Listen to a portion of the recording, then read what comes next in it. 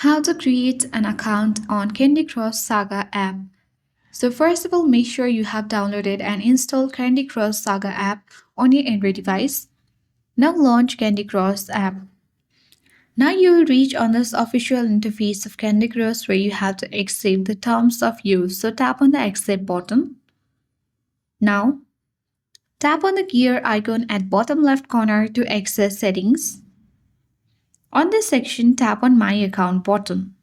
And now here you can easily sign up with email or continue with Facebook. If you already have a King account, you can tap login with email. So let's create an account tapping on sign up with email. Enter your credential like your email and password and tap on create a King account. So if you wish to get emails from King, tap on yes, otherwise select don't send me those emails. Now you can easily edit your profile. You can tap edit button and edit your email and the nickname and tap on save button. Now you can easily continue with your account and play the games on Candy Crush. So that's all for today. I hope this guide was helpful. If it was, then do like, share, comment and don't forget to subscribe.